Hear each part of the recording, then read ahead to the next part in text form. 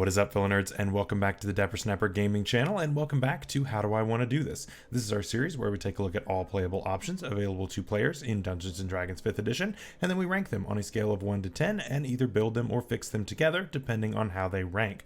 Now today we begin our long journey through the class that is the Cleric, and we start with the Arcana Domain subclass. So if you want to add some wizard-like features to your Cleric, this might just be your ticket. So go ahead and leave a like on the video and subscribe if you haven't already. As you can see, most people who watch this channel are not subscribed, so please help us out to improve those numbers. And of course, share the video with your friends and click the bell so you're notified whenever new videos are uploaded. So the Arcana Domain is a very interesting take on the Cleric, focusing really hard on your spell casting and giving you a lot more access to certain spells and expanding some of your already normal abilities that you get as a Cleric. So it's interesting. This was introduced in the Sword Coast Adventurer's Guide, which, as most of you know, most of the subclasses that were introduced there were complete garbage. And then some of them have had to actually be fixed later on. I'm talking about the Bladesinger Wizard was kind of trash in that version, and then it was fixed later on. And then there are some that are still just the way that they are, and that's just, they're stuck like that, unfortunately. But this is an interesting one that has not been fixed or changed since then, and so let's see what we get as an Arcana Domain Cleric. So first level, we get a couple of features, and the first is an expanded spell list. Now, all subclasses of Cleric get this. However, each subclass has a different list of spells that you get access to. Now, these are already prepared for you, and you get 2 per level from 1st through 5th level spells, and you gain these along with your spells of that corresponding level. So at Cleric 1, you get the 1st level spells. At Cleric 3, you get the 2nd level spells, and so on.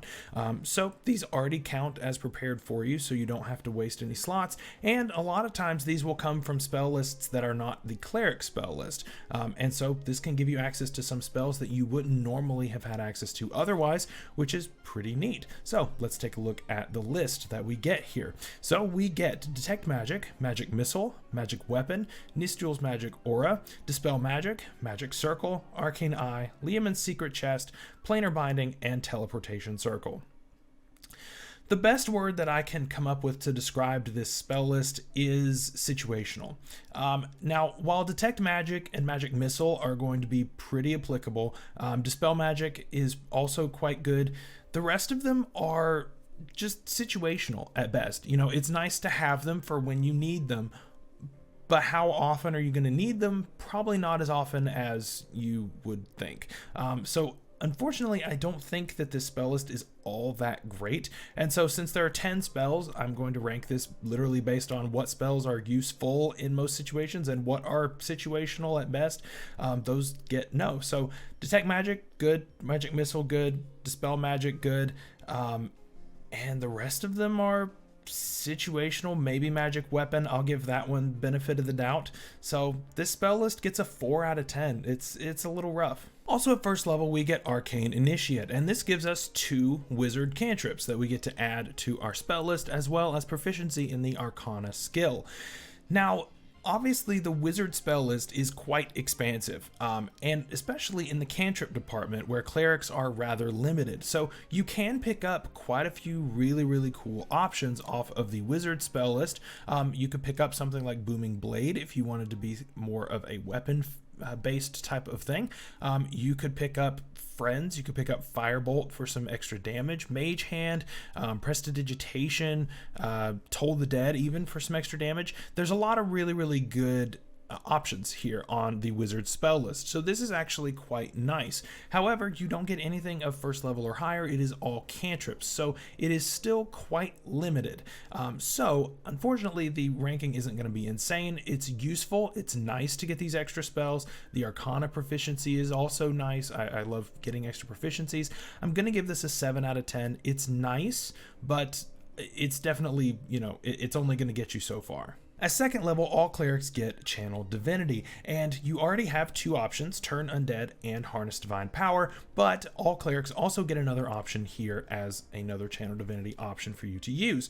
Now, your normal ability is Turn Undead, and this allows you to turn things that are undead, making them run away from you if they fail a saving throw. Now, what we get is Arcane Abjuration, and this basically allows this to also work on Celestials, Elementals, Fae, and Fiends. So it expands our usefulness of the turn feature, and it all works exactly the same. Now, it also adds on to here that instead of making them destroyed like what you have in later levels of your destroy undead feature, you have banishment. And so what you will do is you will banish these creatures of certain CR or lower, and this scales along with your destroy undead. So it's basically just adding on to everything here. Now here's a couple of things though. So as far as your banishment feature, it is banished for 1 minute if it isn't on its plane of origin. So if it is on its plane of origin, then this feature does nothing. It has to be something from a different plane of existence. So that's already a big limiting factor. However, you know, Celestials, Elementals less so, but Fae and Fiends and Celestials, you've got a better chance at this happening, but it's not always going to happen that way. So it may not always work out that you are able to banish them, and a lot of times when you're facing these type of creatures, you're facing like the big ones and not necessarily the small ones that would work with this banishing, unless your DM is just being very nice to you. So I see this feature being a lot more limited than what it sounds. Yes, it's nice to add this onto your turn undead and destroy undead feature, but I don't see it giving you nearly as much versatility and usefulness as what you think. Again, situational. It will work in certain situations, and in others it just won't. And so for that reason, I've got to give this a 5 out of 10. I'm just going to split the difference here. It's useful sometimes, and other times it's just not, and it just won't come up, and then you're just going to be using Harness Divine Power all the time, which isn't going to feel very good, unfortunately. At level 6, we get Spellbreaker, and this feature is kind of interesting. So whenever you cast a spell of first level or higher to heal someone, you can choose to also end a spell that is currently affecting that creature. So that's pretty interesting. So for example, your barbarian is running towards this powerful mage, and the mage casts Hypnotic Pattern on the ground, and of course your barbarian fails the save. So your barbarian is now just staring at the ground and being useless. So you run up and you cast Cure Wounds at 3rd level, and you now have healed the barbarian for quite a bit, and you also have ended its stupor, I guess, with Hypnotic Pattern, which is pretty cool. A few limitations of this, however. Number 1, like I said, you would have had to cast Cure Wounds at 3rd level because the level of spell that you can end has to be equal to or lower than the spell slot that you used to heal. So it's a little costly to be able to do this, because obviously it's not always just going to be Charm Person. It might be, you know, Hold Person, Dominate Person. It could be something that's a lot more powerful, in which case you've got to also burn a high level spell slot. Is that worth it? That's up to you. It just depends. And so a lot of times, you know, unless you're really high level, you may not even have spell slots to equal this one powerful creature that your entire party is facing, in which case this feature will not work. So there's a lot of complexities to this that, again, are limiting and can become situational. So again, I have problems with this. Is this useful? Yes. Will it come up very often? If you're not facing a spellcaster, no. If you are facing a spellcaster, you've got to hope that it's using low level spells and doesn't upcast them over what you can do. So again, that makes it a little more difficult. I'm going to give this a 6 out of 10. It's useful when it works, but again, there are a lot of ways to get around this, and it may not always go off the way that you want. At level 8, we get Potent Spellcasting, and several cleric domains get this feature, but we get to add our Wisdom modifier to the damage of our cantrips. Now, one interesting distinction that we have here is that we have 2 from the Wizard spell list. So if you've got something like Booming Blade, you can now add your Wisdom mod to the damage roll. That's pretty cool, right? Same thing with like Firebolt, which is a really good ranged option. If that's something that you took at 1st level, you could also take that, which is really awesome. So this feature is really, really nice. It's very basic, but just free damage on cantrips. Can't really go wrong there. That's a 10 out of 10 feature.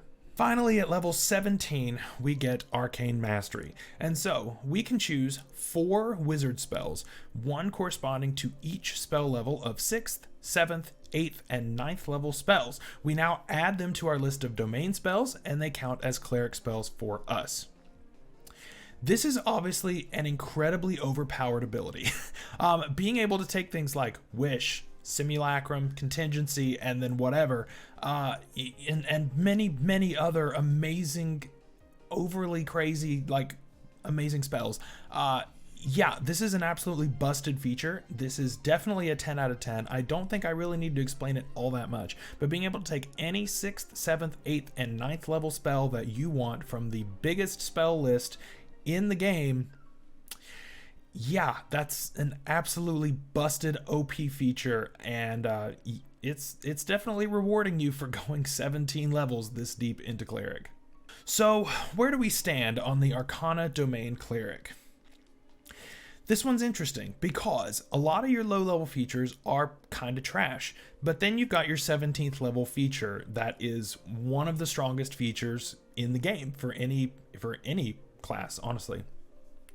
However, I would love to know in the comments down below how many people that are watching this video have actually ever made it or run a game that is 17th level or higher. I would venture a guess that it's a very small percentage of you, and not counting like one-shots or anything, like actually done a campaign that has gone that far. I would love to know in the comments because the number is usually pretty low from what I understand. So that makes that feature carry much less weight than all of the others, and of course all of the others ranked really poorly. So our ranking isn't going to be all that great, unfortunately. So what are we going to do? Well, we're gonna have to fix this one because it is going to fail our ranking, unfortunately. So we are going to give this a 5 out of 10. It is incredibly situational when this is going to be useful, and all of your features here just don't quite function the way that they should.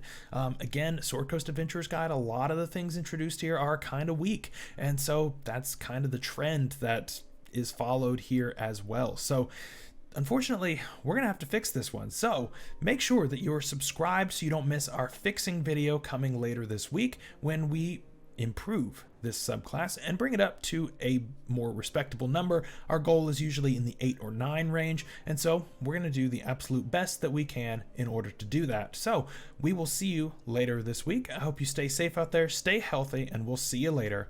Bye-bye.